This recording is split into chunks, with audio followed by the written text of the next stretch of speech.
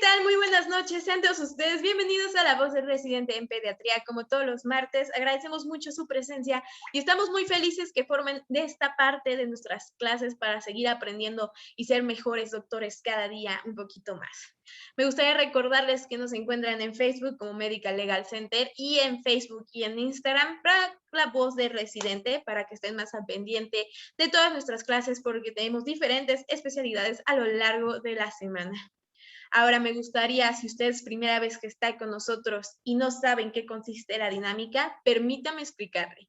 Tenemos un doctor invitado a quien estaré presentando un poquito más adelante. Él realizará una exposición de alrededor de 25 a 30 minutos. Terminando dicha exposición, tendremos la intervención de nuestro doctor mentor, que también les voy a presentar un poquito más adelante hasta que él hable. Lo que él va a poder hacer es hacer un tipo de complemento, puede preguntar, puede hablar sobre casos, puede contar su experiencia, lo que él vea necesario para complementar esta clase. También me gustaría recordarles que estamos en vivo por la página de Yo Soy Médico 17 en Facebook, así que si usted nos está viendo de esta manera y gusta hacer algún comentario, pregunta o felicitación, que son súper bienvenidos y a mí me encanta leérselo a los doctores para que se chiven, hay que hacer en la parte de abajo de comentarios para ya podérselos leer, o si solamente quieren poner un me gusta o me encanta, también son súper bienvenidos. Por si los contrario, también nos están viendo vía Zoom y quieren hacer alguna pregunta, hay que escribir en la parte de abajo del chat para que los doctores puedan leerlos y contestarlos. Vamos a finalizar el webinario con conclusiones de ambos médicos. Pero ya no le voy a quitar más el tiempo a quien realmente vienen a escuchar esta noche. Su formación profesional en medicina general en la Universidad Autónoma de Sinaloa y actualmente cursando el segundo año de la especialidad de pediatría, el doctor Luis Alfonso López Robles. Buenas noches, doctor Luis, ¿sí nos escucha bien? Buenas noches, sí escucho bien, no sé si se escucha bien por allá. Sí, doctor, usted se escucha bien, entonces lo dejo con el mejor público que son los residentes de pediatría. Si gusta, ya puede empezar con su exposición. Perfecto.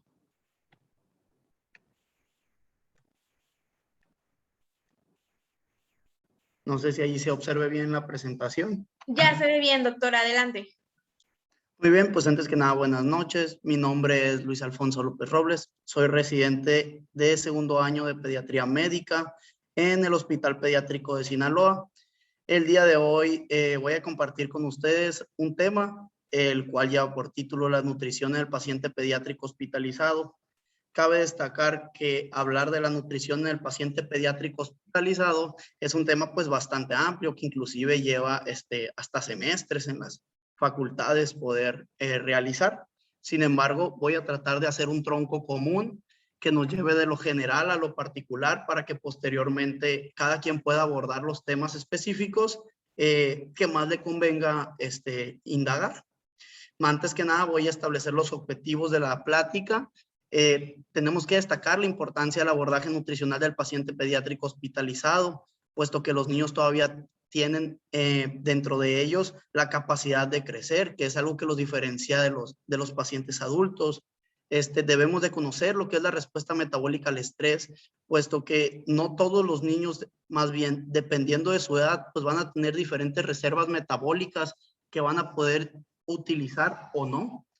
También debemos de conocer el tamizaje del paciente a su ingreso hospitalario, puesto que es de gran importancia para su abordaje nutricional.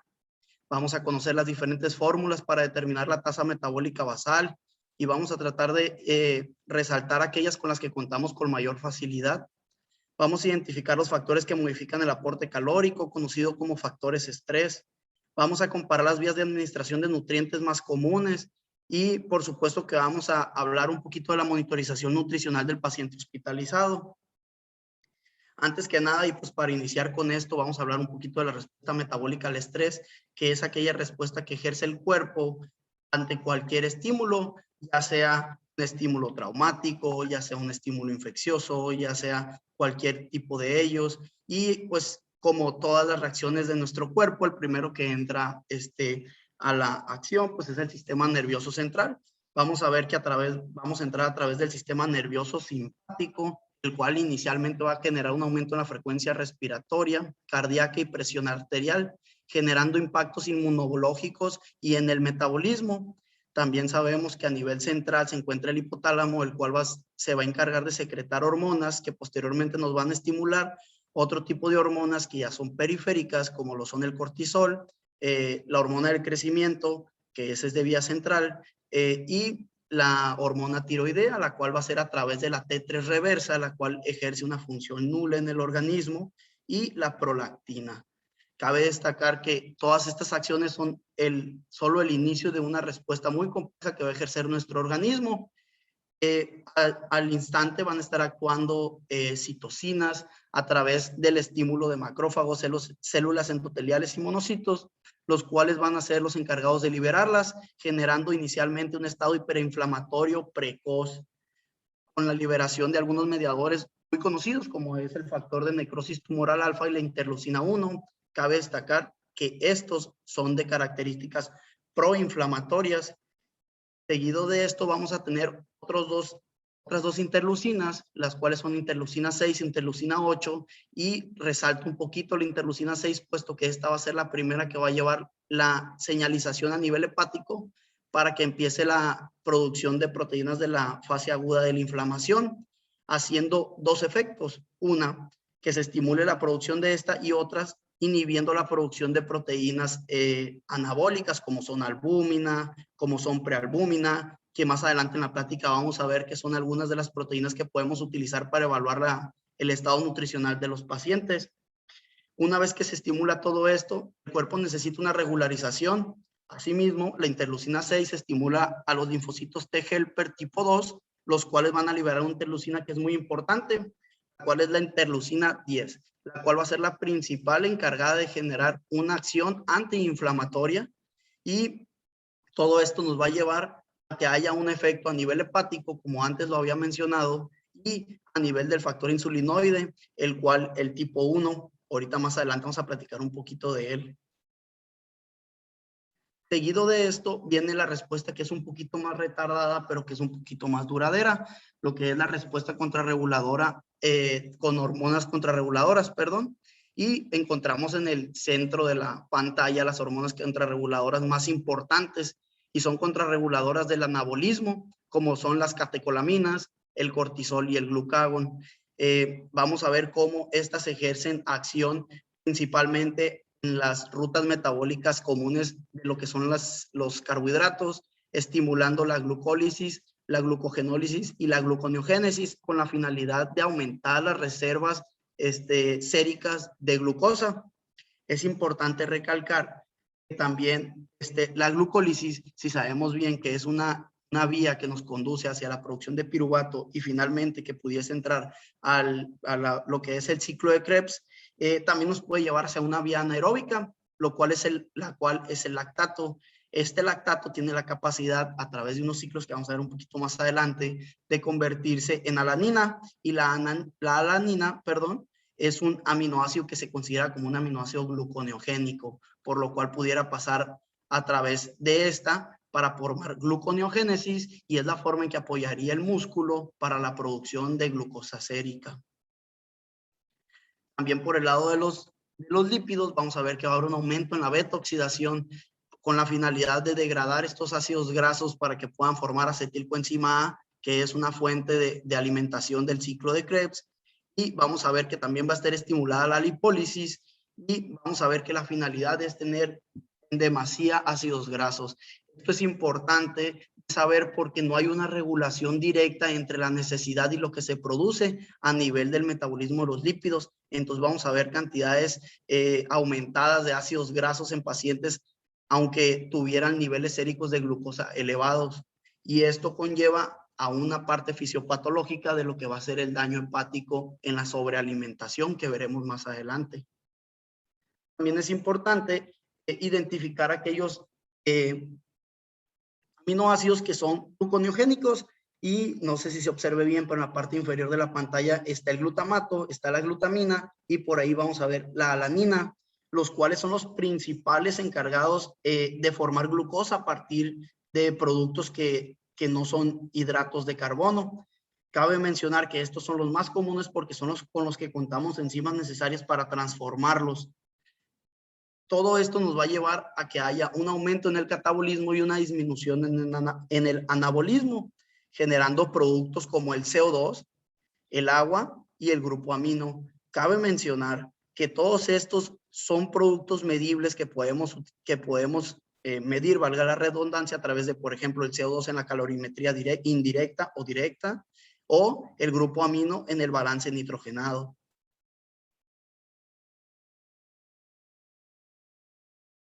Una vez que abordamos un poquito lo que es la respuesta metabólica al estrés, vamos a platicar un poquito de la valoración nutricional. Las guías Aspen desde el 2009, 2013 y en el 2017 recomiendan que todo niño que se ha ingresado al ambiente hospitalario debe de tener su valoración nutricional con la finalidad de tener un abordaje individualizado de todos los pacientes en cuanto a sus aportes calóricos necesarios. No es la misma tener a un paciente tenga desnutrición, que su reserva, como ya vimos, tanto de carbohidratos, ácidos grasos y proteínas esté disminuida, como que sea un paciente, como en su contraparte, un paciente bien nutrido, que sí va a tener sus reservas bien establecidas. Por ende, uno va a requerir mayor aporte que otro. Y el estado nutricional nosotros lo podemos medir de muchas maneras. Existen muchas clasificaciones, existen muchas formas. Yo pongo estas dos que son las que más comúnmente me ha tocado observar, y pues las recomendaciones siempre que tenemos de la OMS. La OMS nos recomienda medir a través de un Z-score diferentes índices antropométricos, la relación del peso para la talla, o la cual utilizamos en niños que son menores de 5 años de edad, o el IMC para la edad, en los que utilizamos en los niños que son mayores de 5 años de edad, para evaluar la desnutrición aguda. Y él nos dice, si los valores normales van desde 1 a -1, si está más abajo de -1, si se encuentra entre -1 y -2, estamos hablando de una desnutrición leve. Si se encuentra entre -2 a -3, estamos hablando de una desnutrición moderada. Y si está nuestro paciente en un Z-score menor a -3, pues estamos hablando de una desnutrición grave. Y por supuesto que esto tiene importancia, porque no es la misma forma en que yo voy a abordar, por ejemplo, los trastornos hidroelectrolíticos de un paciente con desnutrición grave, que de antemano sé que los va a tener, a un paciente con desnutrición leve, que no son permisibles aún en él.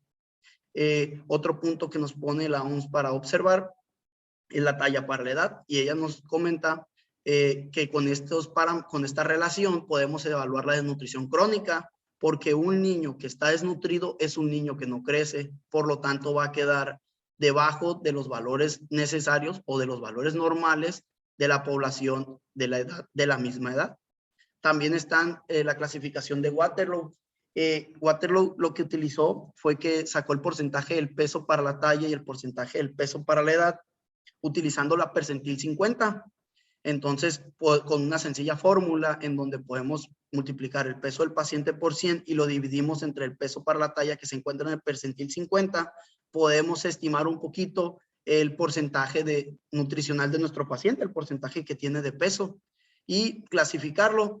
Mientras nuestros pacientes se encuentren por encima del 90%, podemos decir que es un estadio 0 o que es normal. Para una desnutrición leve, vamos a encontrar al paciente entre 80 y 90%, para una desnutrición moderada entre el 70 y el 80%, y para una desnutrición severa menor al 70%.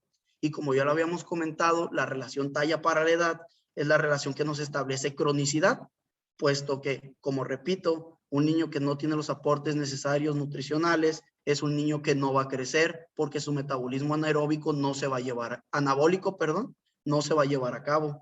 Entonces, utilizando una similitud de fórmula con la talla del paciente multiplicada por 100 dividida entre la talla de la percentil 50 para la edad, podemos estadificar también a los pacientes que tienen normal, arriba del 95%, entre 90 y 95 en un estadio 1 o leve, en un estadio 2 entre el 85 y el 90%, y un estadio 3 menor al 85%. La ventaja que nos ofrece Waterloo sobre otros tipos de escalas, y por lo que yo lo puse aquí, es porque Waterloo nos permite también evaluar desnutriciones crónicas agudizadas, y esta es una ventaja que pudiéramos utilizar. Sin embargo, la OMS también nos las puede brindar. Además de los parámetros que ya vimos, pues también tenemos parámetros bioquímicos para evaluar el estado nutricional de nuestro paciente y tenemos 3 proteínas que son proteínas producidas por el hígado, como es la albúmina, la prealbúmina y la transferrina, las cuales podemos utilizar de forma inteligente dependiendo de lo que querramos saber. Si nosotros queremos saber acerca de algo agudo, pues vamos a utilizar aquella que tenga una vida media más corta, como lo es la prealbúmina, la cual está su vida media entre 21 a 48 horas. Si yo quisiera medir una desnutrición o una falta del aporte de forma más crónica, pues voy a utilizar una que tenga una vida media más larga, como lo es la albúmina, que llega hasta 20 días su vida media. Y si quisiéramos estar en un estadio medio entre lo agudo y lo crónico, podemos utilizar la transferrina, la cual tiene una vida media de 8 a 10 días. Cabe mencionar que si el metabolismo del paciente va hacia el catabolismo en lugar de hacia el anabolismo, pues se van a dejar de producir estas proteínas, puesto que sus productos van a ser utilizados para la gluconeogénesis de aminoácidos.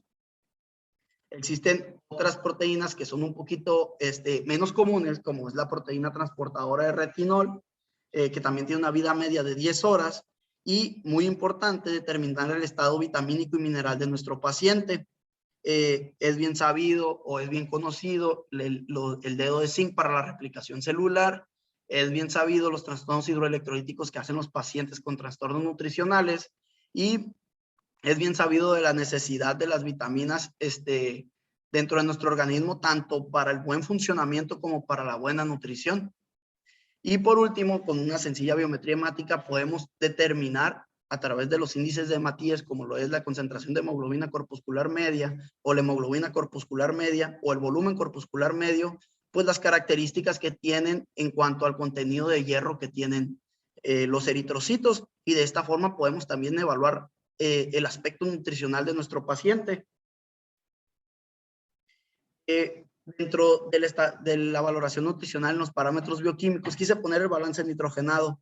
El balance nitrogenado nos habla acerca de que si yo puedo medir la cantidad de alimentos nitrogenados, como son las proteínas que ingiere nuestro paciente, y yo puedo medir su producto de desecho, que es el grupo amino o el grupo amonio en su NH4, pues yo pudiera determinar qué tanto está destruyendo nuestro paciente o qué tanto lo está aprovechando.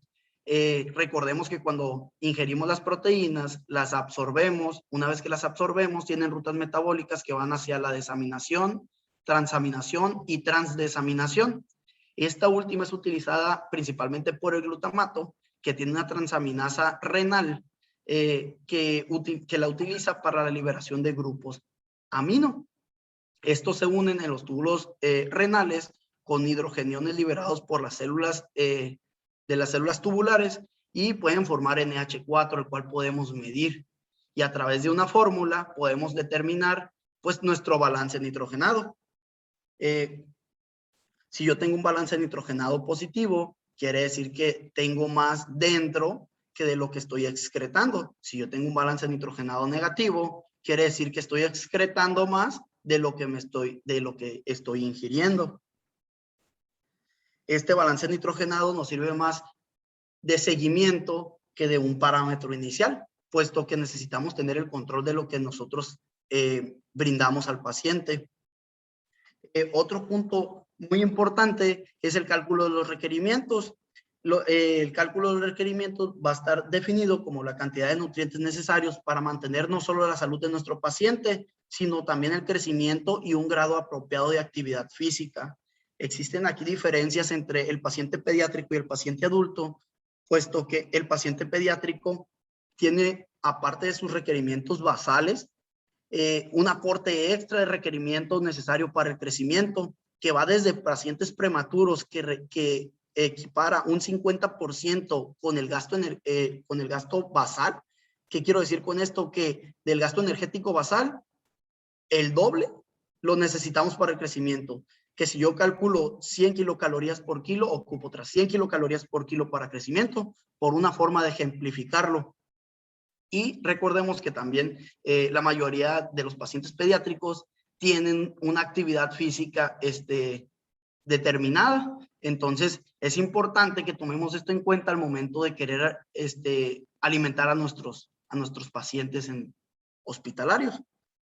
Entonces, en el método de elección, el gol estándar, la cual es la calorimetría. La calorimetría puede ser medida de manera directa, en la cual tiene el paciente que está en un ambiente controlado, midiendo la cantidad de oxígeno que entra y la cantidad de CO2 que se exhala, y a través de esto, sabiendo que nuestro metabolismo requiere de oxígeno para realizarse, pues mientras más se consuma, más metabolismo. Entonces, mientras más metabolismo, más gasto calórico, y de esta forma podemos estimar el gasto que tiene nuestro paciente. El requerir de tener tantos requerimientos para su medición, pues llevó a la formación de la calorimetría indirecta, la cual solamente requiere de mediciones seriadas, y con una fórmula de corrección podemos obtener el gasto calórico de nuestro paciente. Sin embargo, no es un método que esté muy disponible en todas las unidades hospitalarias, y tiene sus indicaciones específicas. Entonces, para muchos de nosotros, tenemos que utilizar las fórmulas de estimación de requerimientos calóricos. Existen múltiples fórmulas de estimación. Sin embargo, existe un artículo publicado por el Instituto Nacional de Pediatría en donde compara todas estas. Compara la de Harris-Benedict, la de Schofield con peso y estatura, la fórmula de la OMS o la Verskaya.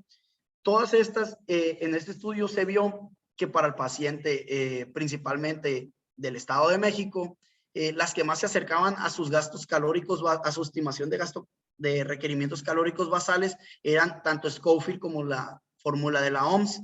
Sin embargo, estas, junto con todas las demás, debemos de tener en cuenta que sobreestiman el gasto calórico de nuestro paciente, y debemos de tener en cuenta que nuestro paciente hospitalizado pudiese estar bajo ventilación mecánica con aire humidificado, que disminuye pérdidas insensibles y que por ende nos va a disminuir los gastos calóricos. Entonces, se debe de utilizar con suma precaución.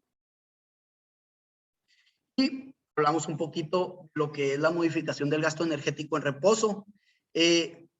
Un paciente hospitalizado va a cursar con diferentes situaciones clínicas durante su estancia. Es un paciente que puede estar en ayuno, que puede tener fiebre, que puede hacernos falla cardíaca, que puede ser necesario que pase a un procedimiento quirúrgico, que se puede infectar, que puede estar séptico, que va a requerir sedación, que va a requerir ventilación mecánica, que va a sufrir daños secundarios por medicamentos. Entonces, durante toda su estancia hospitalaria, tenemos que hacer una valoración continua de estos pacientes, para saber si de un momento a otro ellos van a requerir una mayor cantidad de aporte calórico, o por el contrario van a requerir que disminuyamos sus aportes calóricos, porque tanto el que nos falte como el que nos sobre es perjudicial para la salud del paciente. Y es bien sabido por múltiples estudios que esto conlleva a un aumento en la mortalidad y un aumento en los días de estancia hospitalaria.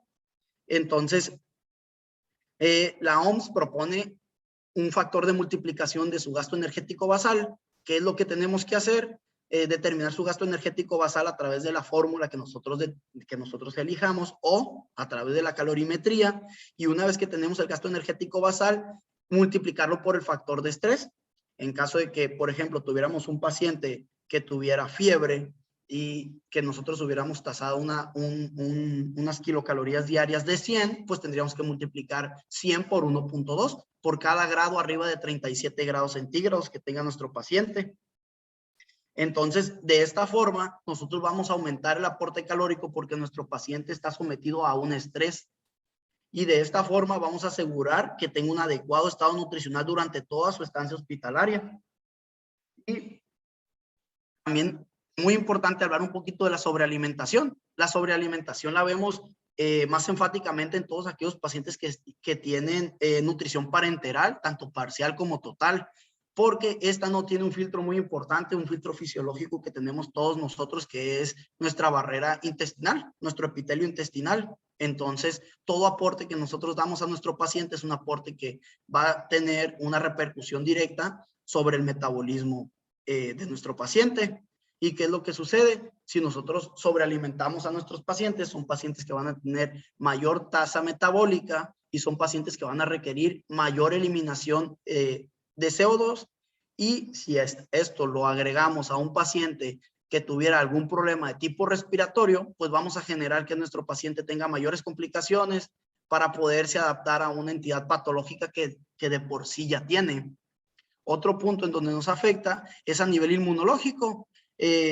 Las guías Aspen mencionan que todo paciente que tiene una glicemia arriba de 200 empieza a presentar disfunciones inmunológicas, como fallas en la degranulación de granulocitos, valga la redundancia, disminución en la quimiotaxis o disminución en de la adhesión de todas las células del sistema inmune, principalmente de linfocitos.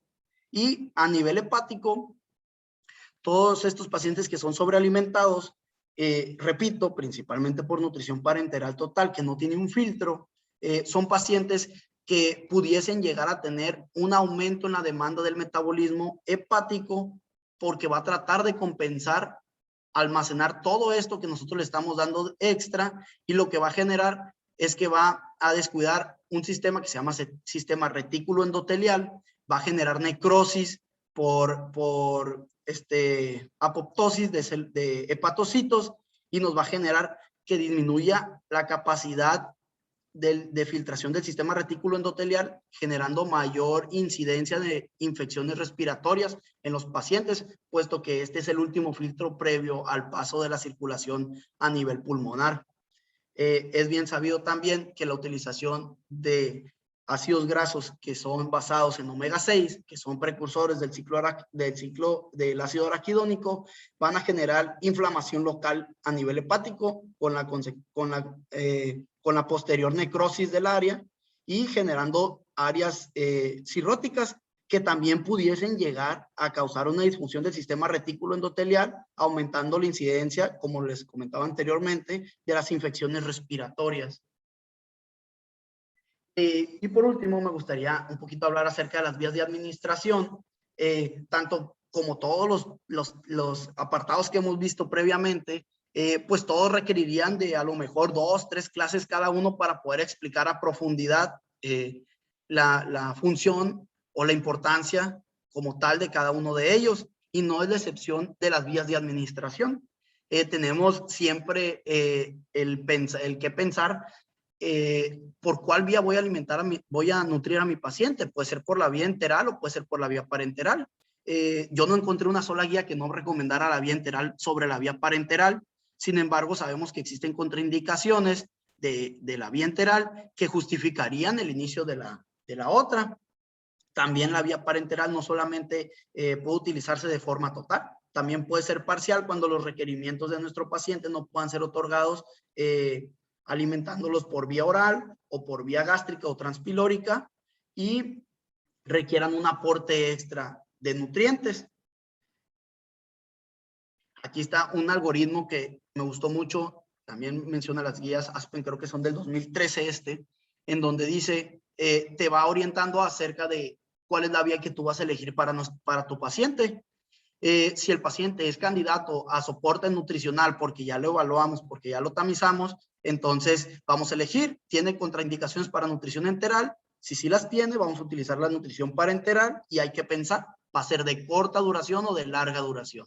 Si es de larga duración, hay que buscar un acceso venoso central, y si es de corta duración, puede ser por vía periférica, puesto que los requerimientos iniciales en la nutrición parenteral son bajos, pero consecutivamente van aumentando conforme pasa el tiempo de evolución de nuestro paciente. Después nos vamos a preguntar si ya retornó la función gastrointestinal normal. Si es así, pues vamos a utilizar la vía enteral. Si no es así, hay que buscar una vía central para poder continuar nutriendo a nuestro paciente. Por caso contrario, si no existe contraindicación, vamos a iniciar la nutrición enteral. Si la función es normal, vamos a utilizar fórmulas estándar. Y si la función está comprometida, podemos utilizar fórmulas especializadas que van desde altamente hidrolizadas, deslactosadas, dependiendo de las características de la patología de base de nuestro paciente.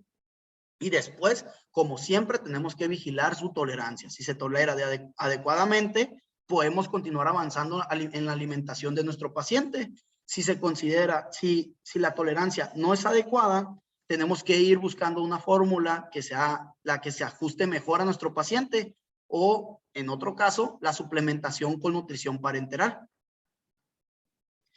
Todo con la finalidad, o todo paciente debe de tener como finalidad o como meta que se progrese su vía enteral para que pueda ser dado de alta con esta vía. Por mi parte, sería todo. No sé si exista alguna duda, alguna pregunta. La verdad es que traté de hacer que este tema fuera de un poco del tronco común de la nutrición del paciente hospitalizado, porque hablar de cada cosa de las que platicamos ahorita, pues sería muy extenso, pero sí es un tema que me gusta mucho y es un tema que creo que debemos de tomarle mucha importancia.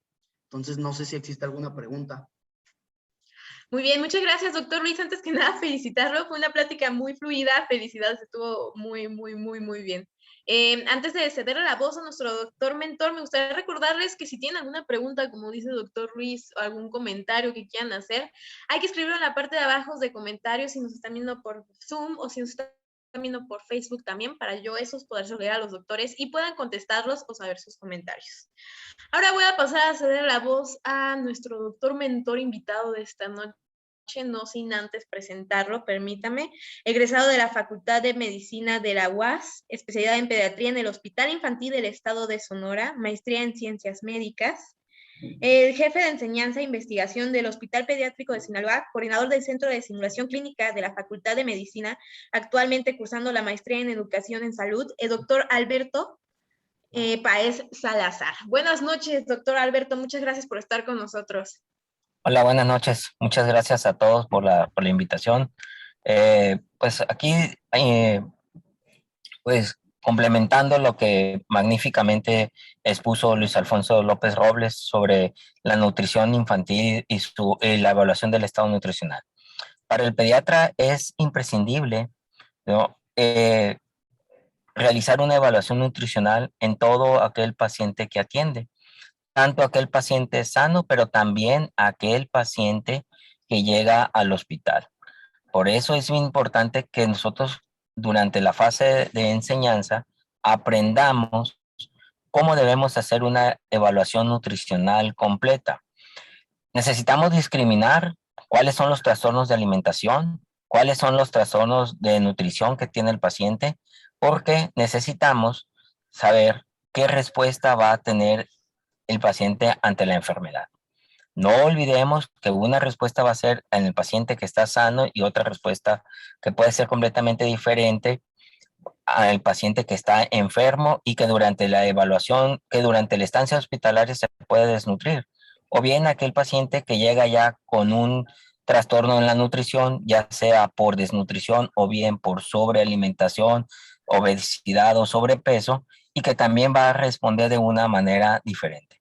El médico residente se debe de enfocar durante toda su fase de entrenamiento a hacer una evaluación nutricional completa, hacer una evaluación primero lo que corresponde, hacer una anamnesis adecuada, hacer una historia clínica completa y sobre todo hacer las valoraciones antropométricas que todo residente y que todo médico pediatra debe hacer a la perfección. Es así como nosotros vamos a poder adelantar y modificar el curso de algunas patologías cuando iniciamos la nutrición de manera temprana. Hay que tener en cuenta que anteriormente había situaciones, por ejemplo, un caso muy conocido son la tendencia que teníamos los médicos hace bastantes años de decir, todo paciente que llegue con diarrea, pues se dejaba en ayuno, ¿no? Teniendo la idea de que se tenía que dejar en reposo el intestino. Afortunadamente ese concepto cambió y costó mucho trabajo cambiar ese concepto a cada uno de los médicos que ya estaban formados. Con los que se están formando, pues es un poquito más fácil porque así lo van a estar aprendiendo. Y hoy en día así lo deben de aprender. Iniciar con la alimentación lo más temprano durante la fase de estar de hospitalización es lo más conveniente para un paciente pediátrico. Independientemente de la vía, si la vía es enteral o la vía es parenteral. De preferencia, siempre la vía enteral, porque debemos irnos hacia lo natural, hacia lo que normalmente va a mantener a un paciente de manera estable. Muy bien, muchas gracias, doctor Alberto. Igual me gustaría comentar, porque ahorita vi en Zoom algunas personas que levantaban mano. Si quieren preguntar algo, hay que hacerlo por medio del chat, porque es la única manera en la que tengo interacción con el público, que no sean los doctores. Y con mucho gusto vamos a leerlas para que los doctores contesten esa pregunta o comentario que quieren hacer. Por el momento, los comentarios que estoy viendo son más felicitaciones y saludos que preguntas. Mientras si alguien del público se anima a hacer exactamente una pregunta, le paso las felicitaciones, doctor. De Refugio López manda muy buena información. Muy bien, doctor Luis Alfonso. Yasmina, felicidades al doctor López. Estela Alicia comenta, felicidades, doctor Luis. Yasmín, excelente tema, doctor Luis Alfonso. Jorge comenta, muy buena presentación de ambos doctores, un tema muy complicado y amplio y lo resumieron muy bien. Y Roberto comenta, excelente presentación, fue muy claro, no hay lugar a pregunta. Como por el momento en Zoom tampoco veo preguntas, voy a pasar a pedirle al doctor Luis que si me puede empezar a dar sus conclusiones sobre el tema o consejos que quiera dar a sus compañeros residentes que nos están viendo. Bueno, pues aprovechar este momento para agradecer la atención de todos ustedes, la invitación que me hicieron también. Comentar solamente acerca de tomar un poquito más de importancia acerca del apoyo nutricional que damos a nuestros pacientes. Bien comentaba doctor Páez que pues todo paciente, residente y todo pediatra, pues debe de ser lo más cercano a un experto en nutrición, puesto que nosotros llevamos el control del crecimiento y desarrollo de nuestros niños. Entonces, es por eso que yo elegí este tema, es como un poquito de adentrarnos en el tema y espero que a muchos les haya llamado la atención y que digan, no, pues sabes que me voy a meter un poquito más en esto, voy a leer un poquito más de esto porque de verdad que sí está muy interesante. Muy bien, muchas gracias, doctor Luis, y tiene razón, es un tema hasta muy precioso. Doctor Alberto, ¿me regala sus conclusiones, por favor? Sí, claro. Yo les recomiendo a todos los jóvenes residentes que realicen una evaluación antropométrica todos los días. Todos los días revisen a sus pacientes, pésenlo, mídanlo, hagan las evaluaciones como debe de ser con la técnica adecuada, porque eso nos va a ayudar a detectar problemas de manera temprana que al final van a repercutir en el crecimiento y desarrollo en el niño. Muy bien, muchas gracias, doctor Alberto. Antes de despedirnos, leo un comentario rápido para el doctor Alfonso que dice, increíble presentación, muchas felicidades, todos estamos orgullosos de ti, de Dulce María Vargas. Así que, doctor, muchas felicidades. Muchas gracias por brindarnos su tiempo a ambos. Fue una clase relativamente cortita, pero les aseguro que va a funcionar bastante para todos los residentes que nos está viendo.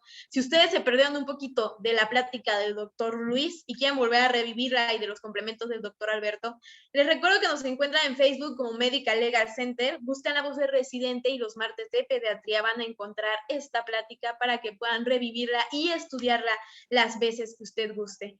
También me gustaría recordarles que nos encuentran en Instagram y en Facebook como La Voz de Residente y que tenemos diferentes especialidades para ustedes a lo largo de la semana. Ahora me gustaría dirigirme a usted, jefe o jefa de residentes, si requiere alguna de nuestras pláticas para adiestramiento o capacitación en temas médicos legales.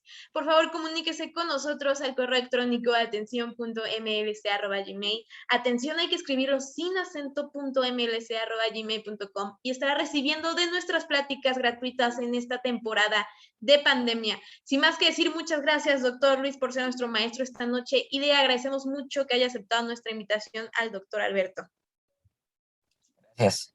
Muchas gracias, que Muchas tengan gracias. excelente noche, siguen mandando felicitaciones. Hasta luego. Hasta luego, gracias. Hasta luego.